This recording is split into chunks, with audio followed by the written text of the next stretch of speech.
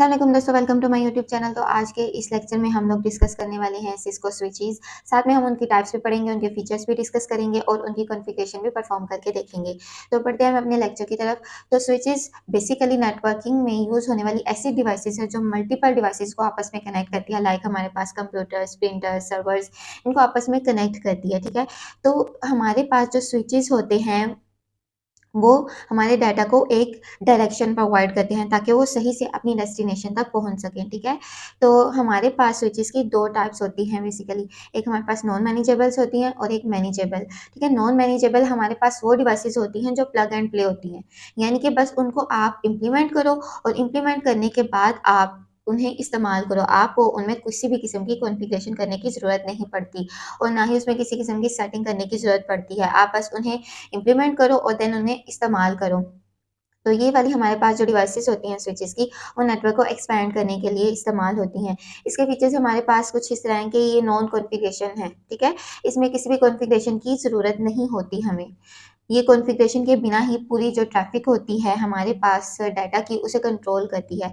इसमें किसी भी किस्म की रिमोट मैनेजमेंट की भी ज़रूरत नहीं होती। लाइक हमारे पास जब हम किसी चीज़ की कॉन्फ़िगरेशन करते हैं तो हमें CLI में जाना पड़ता है। इसमें हमें इन चीज़ों की भी ज़रूरत नहीं होती। उसके बाद हमारे पास ये लोअर कॉस्ट होते हैं। ये सिंपलेस्ट हमारे पास स्विचेस हैं जिनको इस्तेमाल करना ईज़ी होता है और ये हमारे पास एफ़िशिएंट नहीं होते। दूसरी टाइप है हमारे पास मैनेजेबल स्विचेस।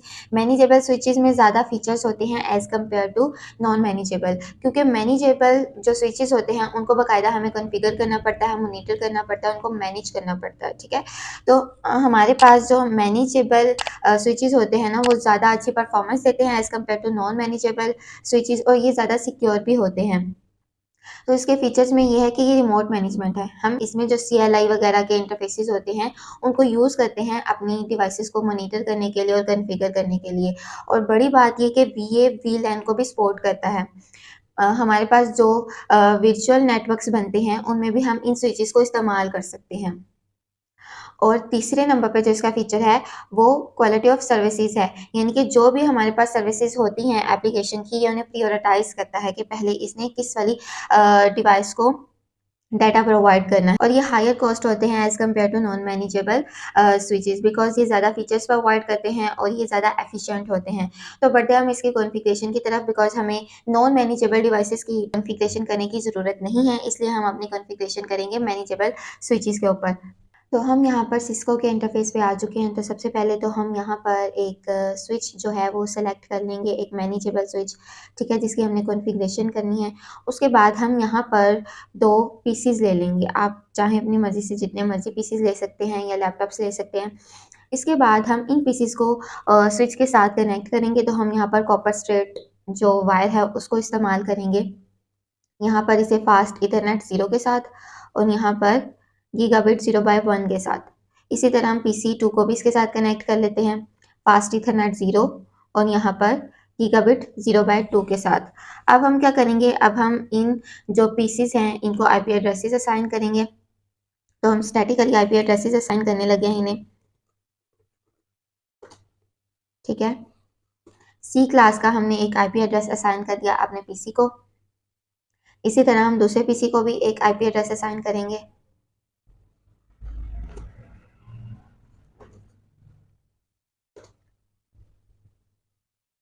अब हमने कॉन्फ़िगरेशन करनी है स्विच की। तो स्विच के ऊपर क्लिक करेंगे, यहाँ पर CLI में जाएंगे। तो सबसे पहले तो हम यहाँ पर एनेबल की कमांड यूज़ करेंगे, EN। आप चाहें तो यहाँ पर पूरा एनेबल भी लिख सकते हैं। तो EN की कमांड यूज़ करके हम स्विच को एनेबल करेंगे। उसके बाद हम इसे इसके कॉन्फ़िगरेशन के मोड में जाएंगे। तो कॉन्फ P लिखा हमने यहाँ पर, ठीक है। तो अब हम यहाँ पर स्विच की कॉन्फ़िगरेशन के मोड में आ चुके हैं। अब हम यहाँ पर इसकी कॉन्फ़िगरेशन कर सकते हैं। अब हम कॉन्फ़िगरेशन मोड में आ चुके हैं। तो सबसे पहले तो हम अपनी स्विच को एक होस्ट नेम दे लेंगे। तो होस्ट नेम पहले लिखेंगे। होस्ट नेम यहाँ पर हमारे पास एक कीवर्ड है जो यूज़ हो रहा है। उसके बाद हम एक इसका नाम रख लेते हैं, माई स्विच। मैंने अपनी जो स्विच है उसका एक नाम रख लिया।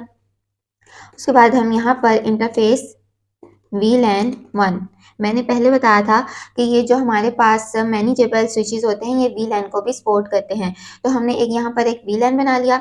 उसके बाद अब हम एक IP एड्रेस असाइन करेंगे अपने स्विच को। तो IP एड्रेस एक कीवर्ड लिखा हमने यहाँ पर 192 192.168.0.1। ठीक है, हमने सी क्लास का आईपी एड्रेस असाइन किया था अपनी एंड नोड्स को, और इसी तरह हम एक सी क्लास का ही आईपी एड्रेस असाइन करेंगे स्विच को। यहाँ पर हमने आईपी एड्रेस लिख दिया और साथ में ही हम स्पेस देने के बाद इसका सबनेट मास्क भी लिख देंगे सी क्लास का। ठीक है, एंटर का बटन दबाया हमने। अब हम यहाँ पर नो शट कर देंगे और फिर एग्जिट। तो हमारे पास जो कॉन्फ़िगरेशन थी स्विच की वो हो चुकी है। अब हम इनको आपस में पिंग करके देख लेते हैं कि आया हमारे पास जो डिवाइसेस हैं वो आपस में कनेक्ट हुई हैं या नहीं। तो पिंग करेंगे।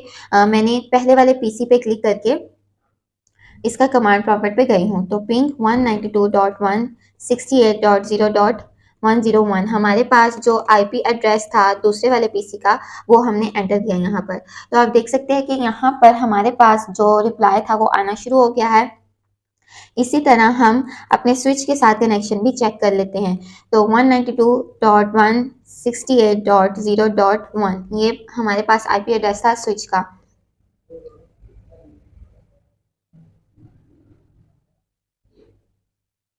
हमारे पास जो स्विच के साथ रिप्लाई था वो भी आना शुरू हो गया है। अब हम यहाँ पर अपना कोई भी एक मैसेज भेज के देख लेते हैं।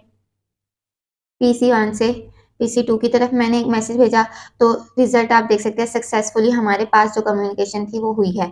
इसी तरह हम PC2 से PC1 की तरफ आ जाते हैं, तो वो वाली कम्युनिकेशन भी सक्सेसफुल हुई है। अब हम PC1 से स्विच की तरफ अपना मैसेज भेजते हैं, तो ये वाली कम्युनिकेशन भी हमारी सक्सेसफुल हो चुकी है। तो ये था हमारे पास आज का एक लेक्चर जिसमें हमने डिस्कस किया स्विचेस क्या होते हैं, उनकी टाइप्स पढ़ी, उनके फीचर्स पढ़े और उनकी कॉन्फ़िगरेशन भी करके देख ली। उम्मीद करती हूँ कि आपको मेरे आज के लेक्चर की समझ आई होगी और इसे पसंद भी किया होगा आपने। अगर तो आपको मेरी वीडियो पसंद आई है तो प्लीज़ इसे लाइक करें और अपने दोस्तों के साथ शेयर करें और सब्सक्राइब करना मत भूलिएगा।